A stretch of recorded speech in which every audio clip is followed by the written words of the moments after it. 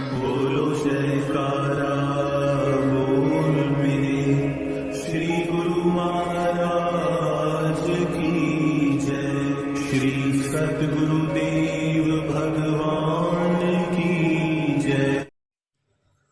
गुरुमुखो, द्रोह या छल कपट करना तो किसी के भी साथ अच्छा नहीं।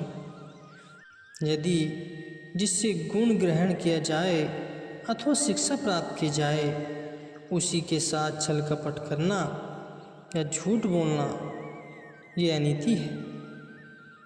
जैसे कहा गया है कि आचार्य देवो भव, अर्थात विद्या गुरु को भी ईश्वर के समान पूजना चाहिए। दूसरा, विशेषकर भक्ति मार्ग में तो अपने इष्ट देव संत सद्गुरु के साथ शिष्य को असत्य एवं छल कपट से रहित होकर प्रेम व सच्चाई का व्यवहार करना चाहिए। जैसे कि सहजोबाई जी ने कहा है, गुरु सु कछु न दुराइए, गुरु सु झूठ न बोल, बुरी भली खोटी खरी, गुरु आगे सब खोल। अर्थात शिष्य का यह कर्तव्य बन जाता है कि वह अपने इष्ट देव अंतर्यामी सद्गुरु से असत्य न कहकर अच्छी या बुरी जो भी बात हो अक्षर सत्य सत्य कह देनी चाहिए, क्योंकि सद्गुरु जीव के हितैषी होते हैं। उनसे ही यदि जीव अपने अवगुण छिपाए तो फिर उसका कल्याण कौन करेगा। एक बार की बात है, एक समय की बात है, द्वापर युग में कौरव पांडव की आपस में जब पड़ती नहीं थी तब कौरव दल के हृदय में ईर्ष्या के बीज अंकुरित पैदा होने लगे, जिससे वे भीतर ही भीतर पांडवों से युद्ध करने की तैयारियों में जुट गए। अर्जुन तो उन्हें कांटे की तरह चुभता था, क्योंकि द्रोणाचार्य जी ने अर्जुन को शस्त्र विद्या में अच्छी तरह से होशियार किया था। अर्जुन के इस शस्त्र विद्या कौशल को देखकर कौरव ईर्ष्या व घृणा की अग्नि से सुलगते रहते थे। कौरव दल के उसके समान शस्त्र विद्या में अन्य कोई भी प्रवीण व कुशल नहीं था। अतः उन्होंने वीर कर्ण को भी श्री परशुराम जी से धनुर्विद्या सीखने के लिए प्रेरित किया, जिसके बल से वे पांडवों को पराजित कर अपनी ईर्ष्याग्नि को शांत कर सके। श्री परशुराम जी ब्राह्मण थे, वे धनुर्विद्या अच्छी तरह से जानते थे। पहले तो वे सभी वर्णों को धनुर्विद्या विद्या सिखाया करते थे, किंतु एक बार किसी क्षत्रिय द्वारा उनका अपमान हो जाने से विक्षुब्ध होकर उन्होंने यह प्रण किया था कि मैं किसी भी क्षत्रिय को शस्त्र विद्या न सिखाऊंगा। इस बात से सभी परिचित थे कि श्री परशुराम जी क्षत्रिय वंश को शस्त्र विद्या तो सिखाने से रहे, फिर भी वीर कर्ण को शिक्षा ग्रहण तो करनी ही थी। अतः उसने ब्राह्मण का वेश बनाया और श्री परशुराम जी के द्वार पर जा उपस्थित हुआ।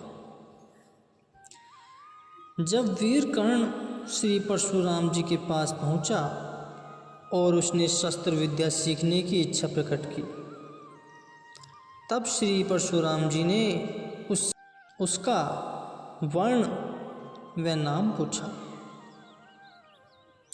वीर कर्ण ने अपना नाम एवं वर्ण बदलकर अपने को एक ब्राह्मण परिवार का सदस्य बताया। ब्राह्मण कुल में उत्पन्न जान तथा वीरों कैसे आकार प्रकार को देखकर परशुराम जी ने उसको विद्या देने स्वीकार कर लिया।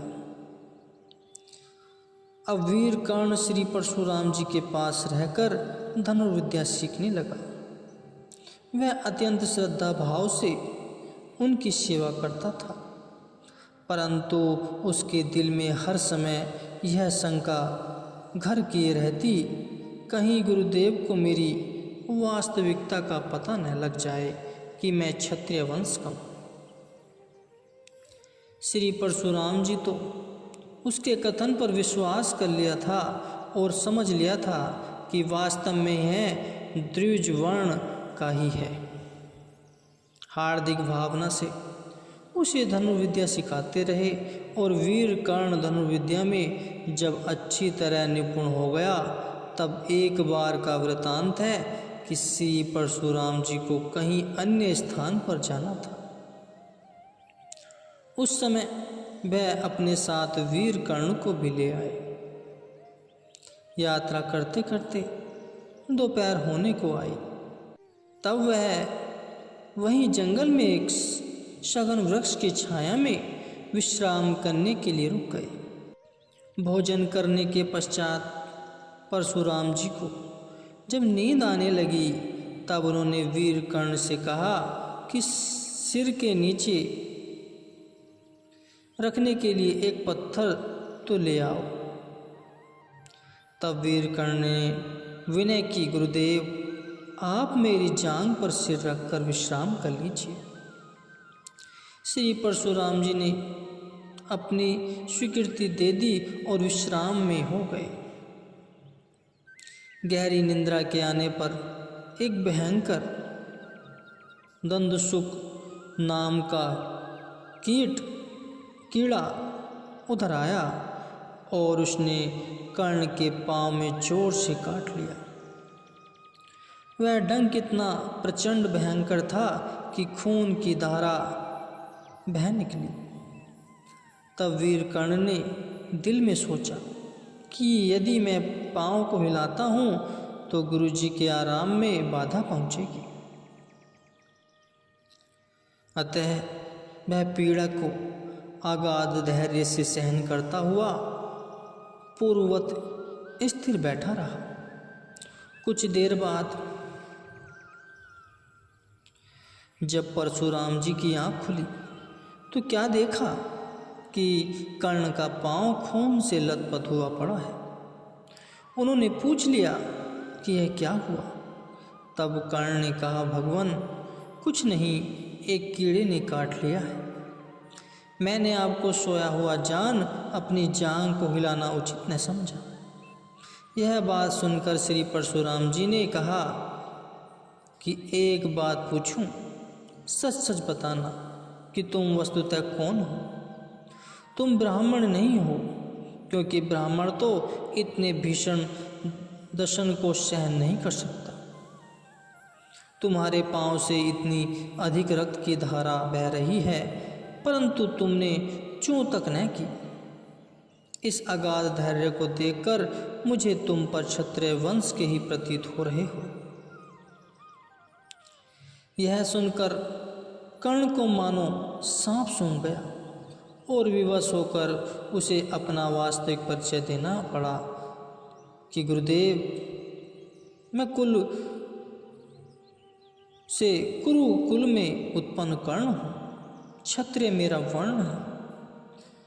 शस्त्र विद्या सीखने के स्वार्थ से ही मैंने आपके समक्ष असत्य बोला है, क्योंकि आपके इस प्रण को मैं सुन चुका था कि मैं क्षत्रिय से समस्त भूमंडल को खाली कर दूंगा। इसलिए मैंने अपने वर्ण व नाम को आपसे गुप्त रखा। इस पर श्री परशुराम जी ने कहा कि तुमने मुझे गुरु कहकर मेरे साथ धोखा किया है। गुरु से छल कपट करने वाले शिष्य का कभी भला नहीं होता। यह विद्या जो कि तुमने मेरे यहाँ से पाई है तुम्हारे किसी काम नहीं आएगी। यह कहकर उसी समय परशुराम जी ने कर्ण को विदा कर दिया और साथ ही अपनी तरफ से सेवा के फलस्वरूप 5 बाण दे दिए, जिससे कि बड़े बड़े शत्रुओं को मारा जा सकता था। आचार्य का वचन किसी भी दशा में टल नहीं सकता, चाहे कुछ भी हो जाए। वीर कर्ण का भी यही हाल हुआ। उसे इस धनुर्विद्या व गुरु द्वारा दिए गए बाणों से कुछ लाभ प्राप्त न हुआ, कारण कि महाभारत का युद्ध शुरू होने से पहले ही माता कुंती वे 5 बाण भिक्षा में मांग कर ले गई। परिणाम यह हुआ कि अर्जुन और वीर कर्ण के युद्ध में कर्ण अर्जुन द्वारा उन्हीं बाणों से मारा गया। इस संपूर्ण वृत्तांत का भाव यह है कि जीव को गुरु के साथ कभी भी छल कपट नहीं करना चाहिए। सद्गुरु तो साक्षात भगवान का स्वरूप होते हैं। वही तो केवल जीवों के परम हितैषी होते हैं। उनसे जीव की आंतरिक अवस्था क्या छिपी हुई होती है, वही जिज्ञासु सद्गुरु की प्रसन्नता प्राप्त कर सकता है, जो कि मन वचन कर्म से सद्गुरु के आगे किसी भी प्रकार का दुराव नहीं रखता तथा निश्चल रहकर उनके वचनों अनुसार जीवन यापन करता है। वह ही सद्गुरु के मंगलमय आशीर्वादों को अधिकारी और अधिकार बनकर अपना जीवन सफल कर सकता है।